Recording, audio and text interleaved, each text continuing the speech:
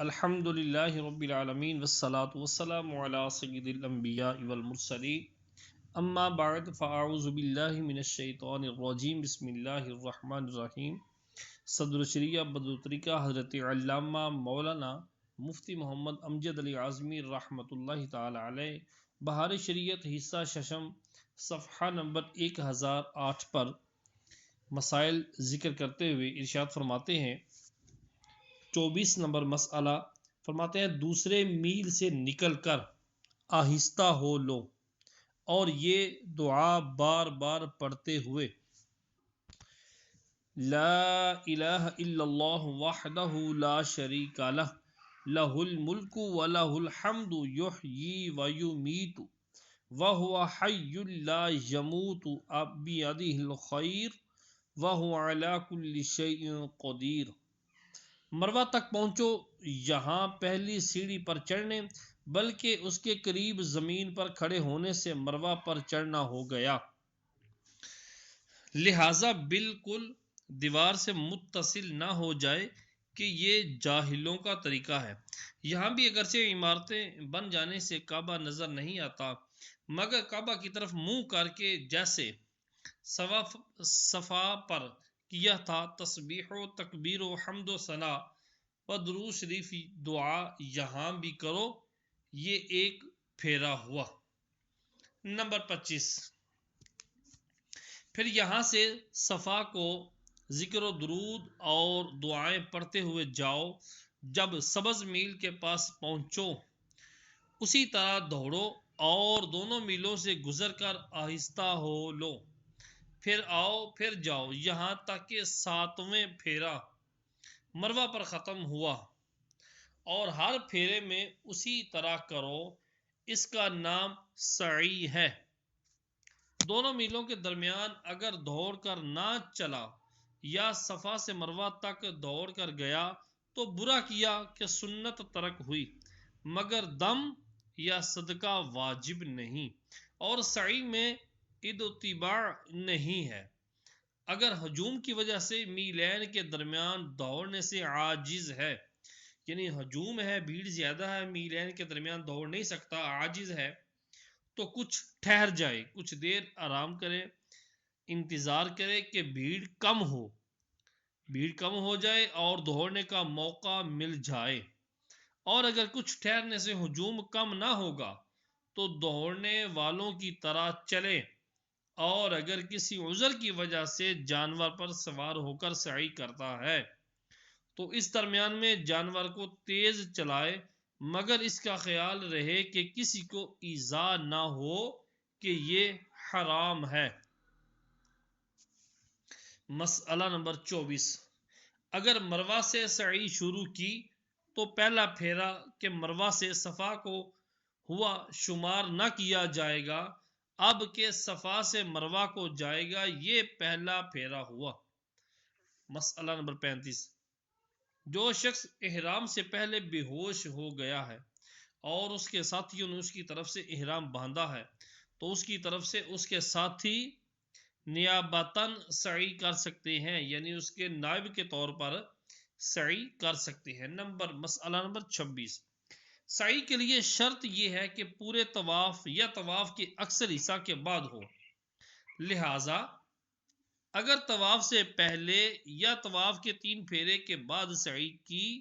تو نہ ہوئی، اور سعی کے قبل احرام ہونا بھی شرط ہے،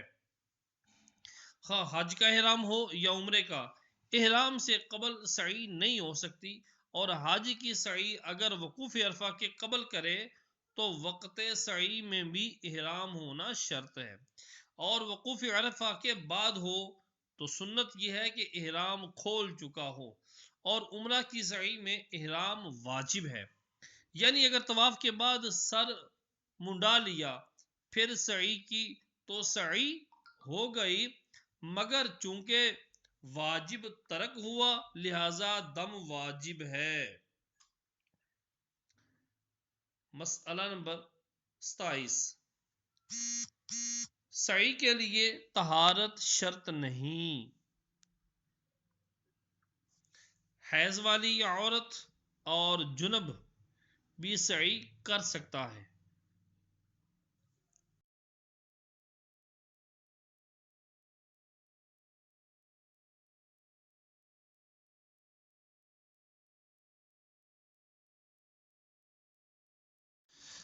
مسئلہ نمبر 28، سعی میں پیدل چلنا واجب ہے جبکہ عذر نہ ہو، لہذا اگر سواری یا ڈولی وغیرہ پر سعی کی یا پاؤں سے نہ چلا بلکہ گھسیٹتا ہوا گیا تو حالت عذر میں معاف ہے، سعی پیدل چلنا معاف ہے، اور بغیر عذر ایسا کیا تو دم واجب ہے۔ مسئلہ نمبر 29، سعی میں ستر عورت سنت ہے، یعنی اگرچہ ستر کا چھپانا فرض ہے مگر اس حالت میں فرض کے علاوہ سنت بھی ہے کہ اگر ستر کھلا رہا تو اس کی وجہ سے کفارہ واجب نہیں مگر ایک گناہ فرض کے ترک کا ہوا، دوسرا ترک سنت کا۔ ایک ضروری نصیحت، بعض عورتوں کو میں نے دیکھا ہے، یعنی صدر الشریعہ وہ بیان کر رہے ہیں جو انہوں نے خود دیکھا، فرماتے ہیں بعض عورتوں کو میں نے دیکھا ہے کہ نہایت بے باکی سے سعی کرتی ہے کہ ان کی کلائیاں اور گلا کھلا رہتا ہے اور یہ خیال نہیں کہ مکہ معظمہ میں معصیت کرنا، گناہ کرنا نہایت سخت بات ہے، کہ یہاں جس طرح ایک نیکی لاکھ کے برابر ہے یوں ہی ایک گناہ لاکھ گناہ کے برابر، بلکہ یہاں کعبہ معظمہ کے سامنے بھی وہ اسی حالت سے رہتی ہیں، بلکہ اسی حالت میں طواف کرتے دیکھا، حالانکہ طواف میں ستر کا چھپانا علاوہ اسی فرض دائمی کے واجب بھی ہے، یعنی طواف کے علاوہ بھی ستر کا چھپانا ان پر فرض ہے،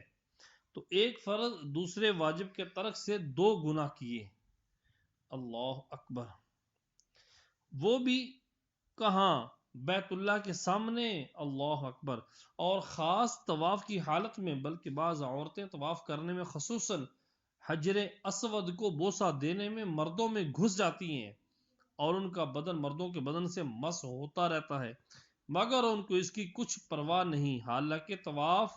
یا بوسہ حجر اسود وغیرہ ہما ثواب کے لیے کیا جاتا ہے مگر وہ عورتیں ثواب کے بدلے گناہ مول لیتی ہیں، لہذا ان امور کی طرف حجاج کو خصوصیت کے ساتھ توجہ کرنی چاہیے اور ان کے ساتھ جو عورتیں ہوں انہیں بتاکید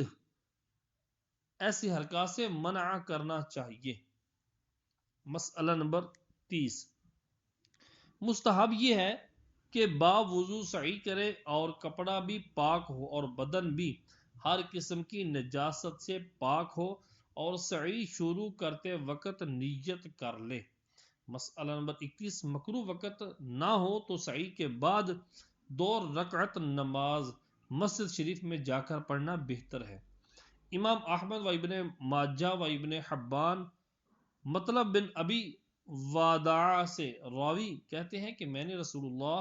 صلی اللہ تعالی علیہ وآلہ وسلم کو دیکھا کہ جب سعی سے فارغ ہوئے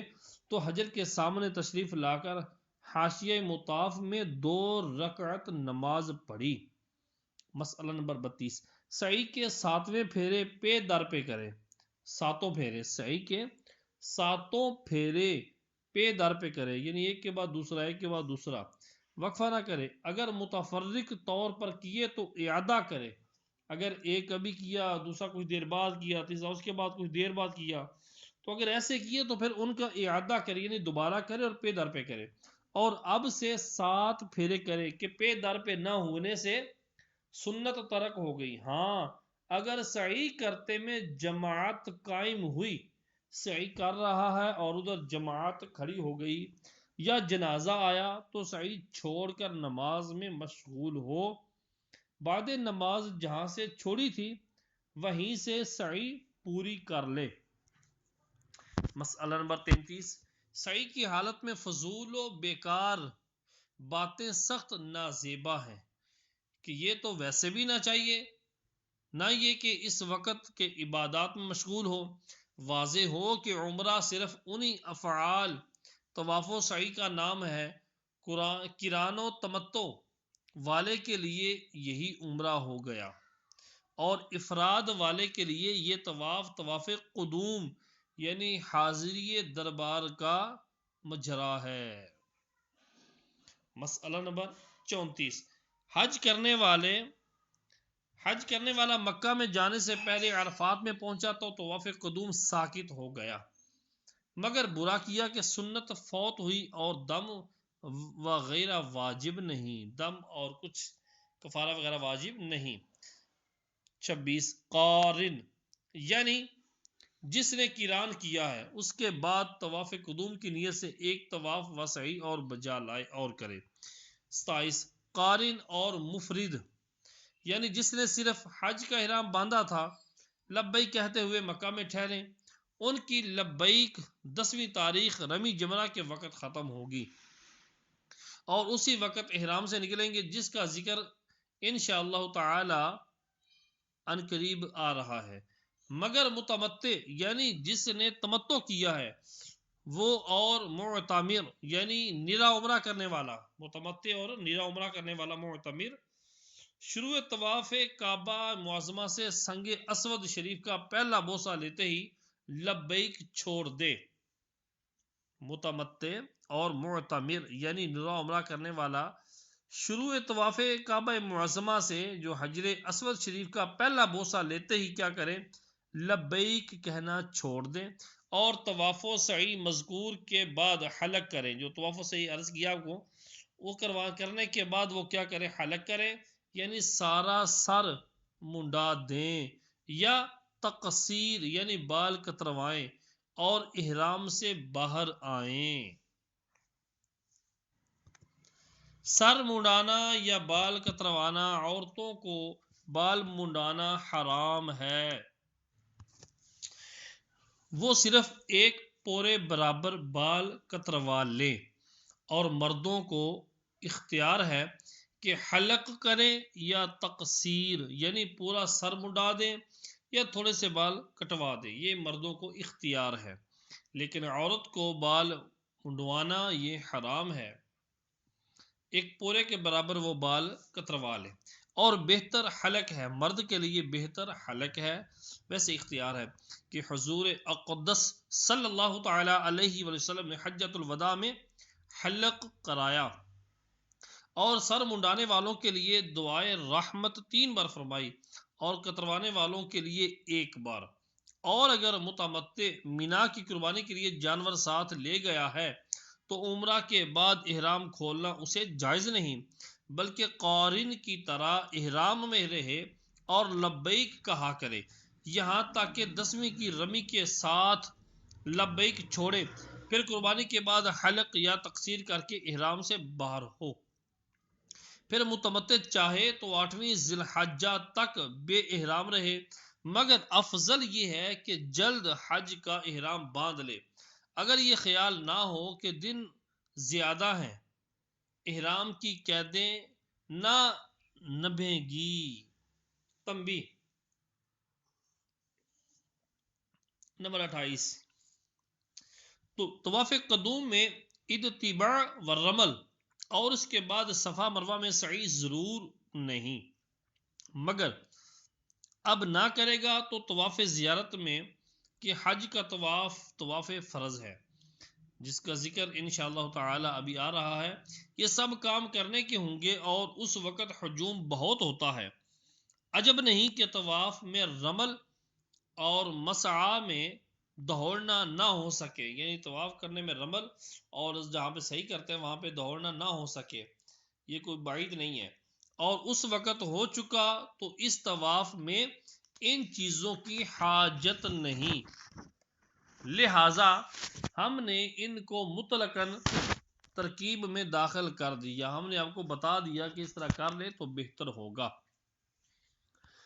29، مفرد و قارن نے تو حج کے رمل و سعی سے طواف قدوم میں فارغ ہو لیے، مگر متمتع نے جو طواف و سعی کیے وہ عمرہ کے تھے، حج کے رمل و سعی اس سے ادا نہ ہوئے اور اس پر طواف قدوم ہے نہیں کہ قارن کی طرح اس میں یہ امور کر کے فراغت پا لے، لہذا اگر وہ بھی پہلے سے فارغ ہو لینا چاہے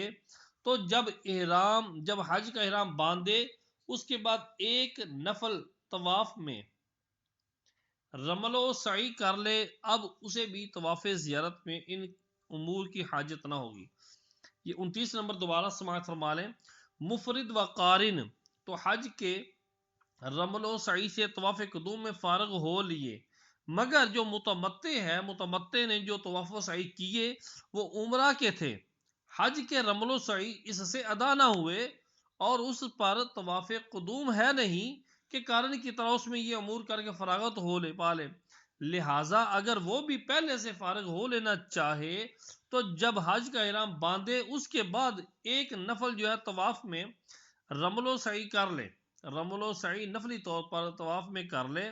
اب اسے بھی طواف زیارت میں ان امور کی حاجت نہ ہوگی۔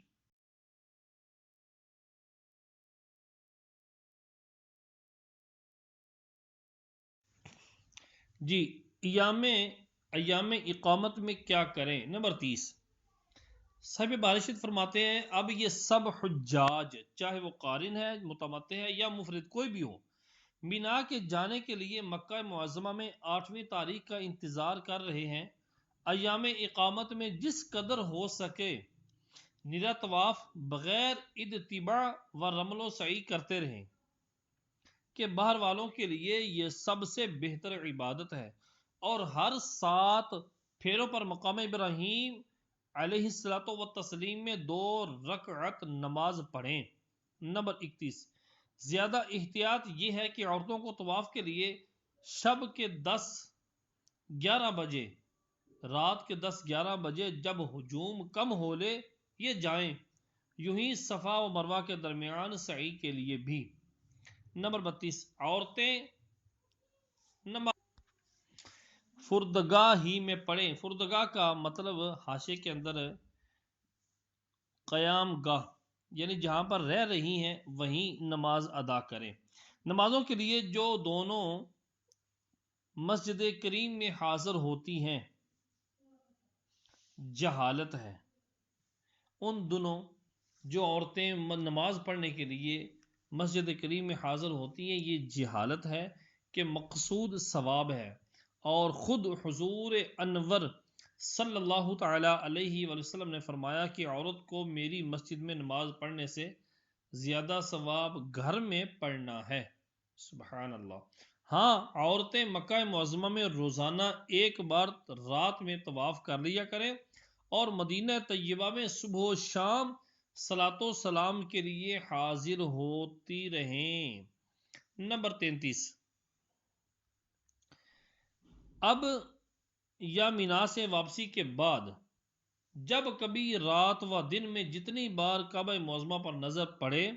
تو لا الہ الا اللہ واللہ اکبر 3 بار کہیں اور نبی کریم صلی اللہ علیہ وسلم پر درود بھیجیں اور دعا کریں کہ وقت قبول ہے۔ طواف میں یہ باتیں حرام ہیں، کون سی؟ سماعت فرمائیں۔ 34 طواف اگرچہ نفل ہو اس میں یہ باتیں حرام ہیں، بے وضو طواف کرنا۔ نمبر 2 جو عضو جو ستر میں داخل ہے اس کا چہارم کھلا ہونا، یعنی اس کا چوتھا حصہ کھلا ہونا، چہارم حصہ کھلا ہونا، مثلا ران یا ازاد عورت کا کان یا کلائی، ستر عورت کا ان کا کھلا ہوا ہونا یہ حرام ہے۔ نمبر 3 بے مجبوری سواری پر یا کسی کی گود میں یا کندھوں پر طواف کرنا۔ نمبر 4 بلا عذر بیٹھ کر سرکنا یا گھٹنوں چلنا۔ نمبر 5 کعبہ کو دائیں ہاتھ پر لے کر الٹا طواف کرنا۔ نمبر 6 طواف میں حتیم کے اندر ہو کر گزرنا۔ نمبر 7 پھیروں سے کم طواف کرنا۔ یہ چیزیں طواف میں حرام ہیں۔ طواف میں یہ کم و بیش 15 باتیں ایسی ہیں جو مکروہ ہیں۔ نمبر 1 فضول بات کرنا۔ نمبر 2 بیچنا۔ نمبر 3 خریدنا۔ نمبر 4 حمد و نعت منقبت کے سوا کوئی شعر پڑھنا۔ نمبر 5 ذکر یا دعا یا تلاوت یا کوئی کلام بلند آواز سے کرنا. ناپاک کپڑے میں طواف کرنا. رمل یا ادتباع یا بوسہ سنگ اسود جہاں جہاں ان کا حکم ہے ترک کرنا. طواف کے پھیروں میں زیادہ فصل دینا یا فاصلہ رکھنا. ایک پھیرا کر لینا اس کے بعد فاصلہ کرنا، بیٹھ جانا، کچھ اور کام کر لینے. مکروہ یعنی کچھ پھیرے کر لیے پھر دیر تک ٹھہر گئے یا اور کسی کام میں لگ گئے، باقی پھیرے بعد کو کیے مگر وضو جاتا رہے تو کر آئے، یا جماعت قائم ہوئی اور اس نے ابھی نماز نہ پڑھی تو شریک ہو جائے. بلکہ جنازہ کی نماز میں بھی طواف چھوڑ کر مل سکتا ہے، باقی جہاں سے چھوڑا تھا آ کر پورا کر لے. یوں ہی پیشاب یا پخانہ کی ضرورت ہو چلا جائے، وضو کر کے باقی پورا کرے، یہ مکروہ نہیں. نمبر 11 ایک طواف کے بعد جب تک اس کی رکعتیں نہ پڑھ لے دوسرا طواف شروع کر دینا، مگر جب کہ کراہیت نماز کا وقت ہو، جیسے صبح صادق سے بلندی آفتاب تک یا نماز عصر پڑھنے کے بعد سے غروب آفتاب تک، کہ اس میں متعدد طواف بے فصل نماز جائز ہے. یعنی اس میں طواف کر سکتے ہیں. کیوں کر سکتے ہیں؟ کیونکہ ان میں جو ہے وہ مکروہ وقت ہے، ان میں نماز جو ہے وہ نفل نماز پڑھنا جائز نہیں ہے. تو بے نماز پڑھے ہی، یعنی نفل نماز بغیر پڑھے کہ جو طواف کی نماز ہے پڑھے بغیر طواف جتنے مرضی کرتا رہے. وقت کراہیت نکل جائے تو ہر طواف کے لیے 2 رکعت ادا کرے، اور اگر بھول کر ایک طواف کے بعد بغیر نماز پڑھے دوسرا طواف شروع کر دیا تو اگر ابھی ایک پھیرا پورا نہ کیا ہو تو نماز تو چھوڑ کر نماز پڑھے، اور پورا پھیرا کر لیا ہے تو اس طواف کو پورا کر کے نماز پڑھے. نمبر 12 خطبہ امام کے وقت طواف کرنا. نمبر 13 جماعت فرض کے وقت کرنا. جماعت فرض کے وقت کرنا یعنی جماعت فرض ہے اور یہ طواف شروع کرنے لگا ہے. ہاں اگر خود پہلی جماعت میں نماز پڑھ چکا ہے تو باقی جماعتوں کے وقت طواف کرنے میں حرج نہیں، اور نمازیوں کے سامنے گزر بھی سکتا ہے کہ طواف میں نماز ہی کی مثل ہے. نمبر 14 طواف میں کچھ کھانا. نمبر 15 پیشاب پاخانہ یا ریح کے تقاضے میں طواف کرنا، یعنی حاجت شدیدہ ہے، ہوا کی ہے یا پاخانے کی یا پیشاب کی حاجت شدیدہ ہے، لیکن وہ حاجت پوری نہیں کر رہا، طواف میں مشغول ہو رہا ہے، تو یہ مکروہ ہے. یہ باتیں طواف و سعی میں جائز ہیں، دونوں میں جائز ہے. کون سی؟ نمبر 1 سلام کرنا، یعنی یہ مباح ہے، ثواب کا کام نہیں، یہ مباح ہے. سلام کرنا، جواب دینا، حاجت کے لیے کلام کرنا، فتویٰ پوچھنا، فتویٰ دینا، پانی پینا، حمد و نعت منقبت کے اشعار پڑھنا آہستہ ہو، اور سعی میں کھانا بھی کھا سکتا ہے. سعی میں یہ باتیں مکروہ ہیں. سعی میں یہ باتیں کتنی مکروہ ہیں؟ نمبر 1 بے حاجت اس کے پھیروں میں زیادہ فاصلہ دینا، مگر جماعت قائم ہو تو چلا جائے. یوں ہی شرکت جنازہ یا قضاء حاجت یا تجدید وضو کو جانا ہے، اگرچہ سعی میں وضو ضرور نہیں ہے پھر بھی جا سکتا ہے، مکروہ نہیں. نمبر 2-3 خرید و فروخت کرنا. سعی میں یہ چیزیں مکروہ ہیں، خرید و فروخت کرنا، فضول کلام، صفا یا مروہ پر نہ چڑھنا، مرد کا مسعی میں بلا عذر نہ دوڑنا. جہاں پہ سعی کی جاتی ہے مسعی دوڑنے کی جگہ، وہاں پر مرد کا بلا عذر نہ دوڑنا. نمبر 8 طواف کے بعد بہت تاخیر کر کے سعی کرنا. نمبر 9 ستر عورت نہ ہونا. نمبر 10 پریشان نظری یعنی ادھر ادھر فضول دیکھنا سعی میں بھی مکروہ ہے اور طواف میں اور زیادہ مکروہ. طواف و سعی کے مسائل میں مرد و عورت کے فرق. جی نمبر 38 طواف و سعی کے سب مسائل میں عورتیں بھی شریک ہیں، مگر اتباع رمل مسعی میں دوڑنا، دوڑنے کی جو جگہ ہے صفا مروہ کے درمیان، مسعی میں دوڑنا، یہ تینوں باتیں عورتوں کے لیے نہیں ہیں، نہ وہ اتباع کرتی ہیں، نہ رمل اور نہ دوڑنا۔ نمبر 4، مزاحمت کے ساتھ بوسہ سنگ اسود یا رکن یمانی کو چھونا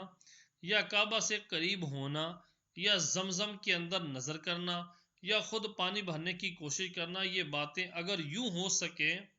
کہ نامحرم سے بدن نہ چھوئے تو خیر ہے، ورنہ الگ تھلگ رہنا ان سب کے لیے سب سے بہتر ہے۔ مینا کی روانگی اور عرفہ کا وقوف، مینا کی طرف چلنا اور عرفہ میں ٹھہرنا۔ اللہ تبارک و تعالی فرماتا ہے ثم افیضوا من حیث افاض الناس واستغفروا اللہ ان اللہ غفور الرحیم، پھر تم بھی وہاں سے لوٹو جہاں سے اور لوگ واپس ہوئے، یعنی عرفات سے، اور اللہ عز و جل سے مغفرت مانگو، بے شک اللہ عز و جل بخشنے والا رحم فرمانے والا ہے۔ حدیث نمبر 1، صحیح بخاری و صحیح مسلم میں ام المؤمنین صدیقہ رضی اللہ تعالی عنہا سے مروی کہ قریش اور جو لوگ ان کے طریقے پر تھے مزدلفہ میں وقوف کرتے اور تمام عرب عرفات میں وقوف کرتے۔ جب اسلام آیا، اللہ عز و جل نے نبی کریم صلی اللہ تعالی علیہ وآلہ وسلم کو حکم فرمایا کہ عرفات میں جا کر وقوف کریں، پھر وہاں سے واپس ہوں۔ حدیث نمبر 2، صحیح مسلم شریف میں جابر بن عبداللہ رضی اللہ تعالی عنہما سے حجۃ الوداع شریف کی حدیث مروی، اسی میں ہے کہ یوم ترویحہ 8ویں ذی الحجہ کو لوگ مینا کو روانہ ہوئے اور حضور اقدس صلی اللہ تعالی علیہ وآلہ وسلم نے مینا میں ظہر و عصر اور مغرب و عشاء فجر کی نمازیں پڑھیں،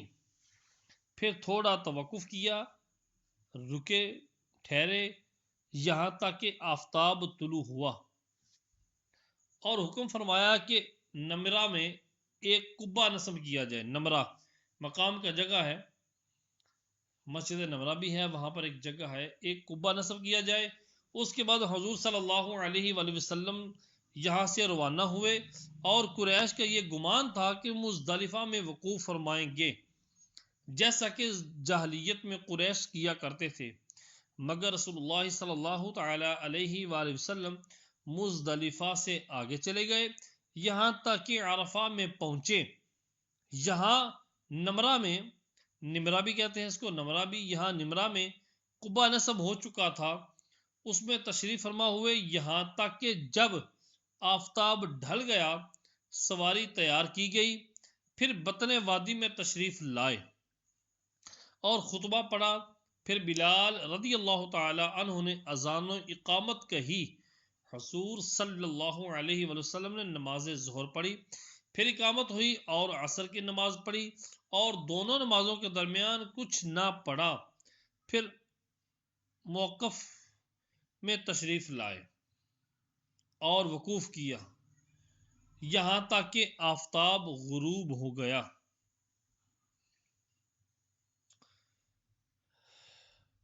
حدیث نمبر 3، صحیح مسلم میں جابر رضی اللہ تعالیٰ عنہ سے مروی رسول اللہ صلی اللہ تعالی علیہ وآلہ وسلم نے فرمایا ہے کہ میں نے یہاں وقوف کیا اور پورا عرفات جائے وقوف ہے۔ پورا عرفات کیا ہے؟ جائے وقوف ہے، ٹھہرنے کا مقام ہے، ٹھہرنے کی جگہ ہے، اور میں نے اس جگہ وقوف کیا اور پورا مزدلفہ وقوف کی جگہ ہے۔ حدیث نمبر 4، مسلم و نسائی و ابن ماجہ و رزین ام المؤمنین صدیقہ رضی اللہ تعالی عنہا سے مروی، رسول اللہ صلی اللہ تعالی علیہ وآلہ وسلم نے فرمایا عرفہ سے زیادہ کسی دن میں اللہ تعالیٰ اپنے بندوں کو جہنم سے آزاد نہیں کرتا، پھر ان کے ساتھ ملائکہ پر مباحات فرماتا ہے۔ حدیث نمبر 5، ترمذی میں بروایت عمر بن شعیب عن ابیہ عن جدہ مروی کے رسول اللہ صلی اللہ تعالی علیہ وآلہ وسلم نے فرمایا عرفہ کی سب سے بہتر دعا اور وہ جو میں نے اور مجھ سے قبل انبیاء نے کی ہے، لا الہ الا اللہ وحدہ لا شریک لہ لہ الملک ولہ الحمد وہو علی کل شیء قدیر۔ حدیث نمبر 6، امام مالک مرسلن طلحہ بن عبید اللہ سے مروی کہ رسول اللہ صلی اللہ تعالی علیہ وآلہ وسلم نے فرمایا، عرفہ سے زیادہ کسی دن میں شیطان کو زیادہ صغیر و ذلیل و حقیر اور غیظ میں بھرا ہوا نہیں دیکھا گیا، اور اس کی وجہ یہ ہے کہ اس دن میں رحمت کا نزول اور اللہ عز و جل کا بندوں کے بڑے بڑے گناہ معاف فرمانا شیطان دیکھتا ہے۔ اللہ تبارک و تعالی ہمیں بھی مزدلفہ و عرفہ میں قیام وقوف کرنے کا موقع عطا فرمائے